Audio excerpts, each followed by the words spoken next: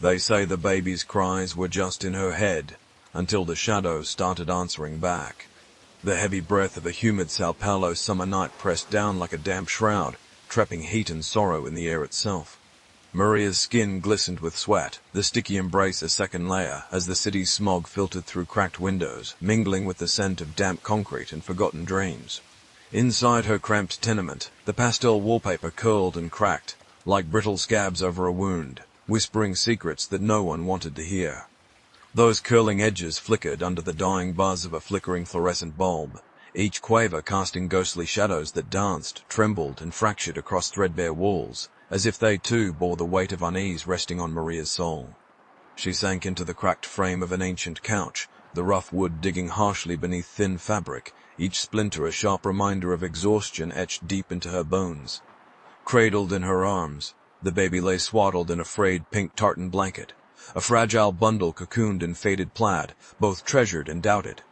Normally, her child's cries would have sliced through the thick night, a primal chord of need and life. Tonight, only silence or a faint, fractured wail emerged, disjointed, barely there, as if the storm outside was bleeding into the room, its thunderous drum washing away the line between sound and shadow. "It's just the storm," Maria whispered, voice hoarse and cracked like weathered plaster, her hand rocking gently, desperate to soothe the tension coiling tight in her chest. But the crying stayed, piercing, pleading, a jagged shard of noise that scraped at the marrow and flared under her skin like fire beneath silk. Goosebumps erupted unexpectedly despite the humid heat, her breath catching as if caught in a spider's web woven of rain and despair.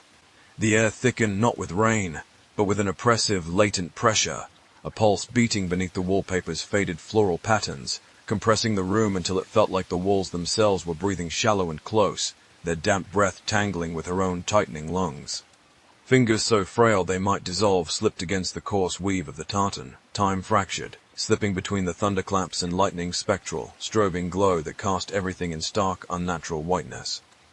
The storm's furious dance stole the world's colors, leaving Maria's fraying nerves exposed raw beneath the chaotic light and deafening drum of rain.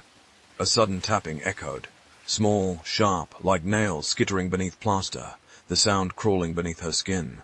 Maria froze as if a cold finger traced down her spine, a prelude to frozen terror. "Who's there?" she whispered, a single thread of sound swallowed instantly by the thick silence that sprawled like a shadow too vast to shake. Rats, pipes crying with the city's old bones. Reason offered its brittle explanations, but bitterness welled, a thick residue sour on her tongue, impossible to spit free or cleanse away. Her thoughts, battered by sleepless nights and city grime, stumbled through the darkness of doubt and isolation. She glanced down at the baby's pale face, pallid and ghost-like in the flickering gloom, its fragile mouth twitching in a twisted, voiceless scream. The unspeakable agony of silence made flesh. Her breath caught, a gasp choked in the hollow cage of her chest.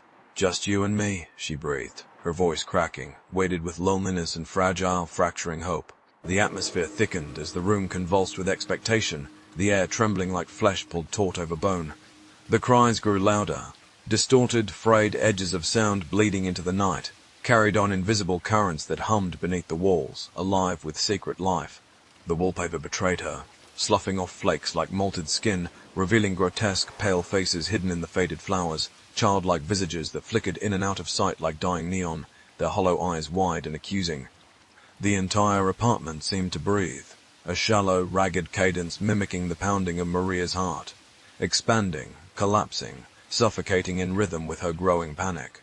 Her hands trembled, knuckles white as she clutched the edge of existence and whispered, "You have to be real, not just in my head." The fluorescent light flickered violently once, twice, then failed. Darkness poured in like a living thing, swallowing time whole. Maria pressed the pink bundle closer, breath shallow, muscles tight with dread. From the void emerged a chilling, high-pitched giggle, too warped, too cruel for any child's innocence, echoing from the depths beyond perception before silence slammed back down, relentless and absolute. Her mind teetered on a razor's edge, shivering between delirium and sharp, terrified lucidity. Was this a ghost? A fragment of a lost child's soul starved and lingering in the cracks of that crumbling city womb.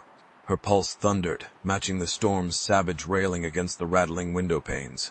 The baby moaned again, this time layered, multiple voices twisting together in an anguished chorus from the tenement's haunted heart.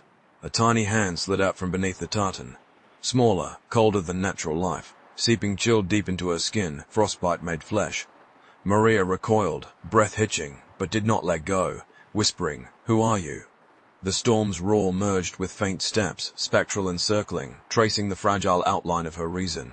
From the darkness, a shade coalesced. A child spun from urban rot and the weight of collective sorrow, its hollow eyes flickering like fractured streetlights, body blurring between memory and nightmare's edge. The crushing weight of neglect, decay, and despair cascaded over Maria in suffocating waves that drowned hope and reason alike. Was this apparition the fracturing of her mind, or the city's secret wound made manifest? Their silent confrontation hung heavy with mournful acceptance.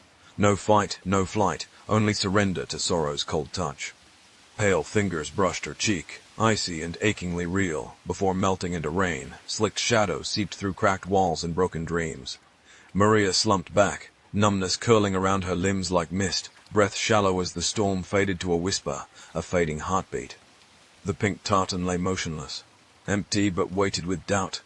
Had the baby ever been there at all? Or was this the city's ghost, a malevolent child born from neglect, loneliness, and despair? The doubt clung tightly, like the peeling wallpaper, flaking away yet never truly gone. The fluorescent buzz returned, dim and reluctant, casting a pallid glow over the weary room. Maria's eyes darted to a shadowed corner, where a faint silhouette lingered, watchful, patient, eternal. The apartment exhaled one last time, heavy with a suffocating dread that would never release its grip.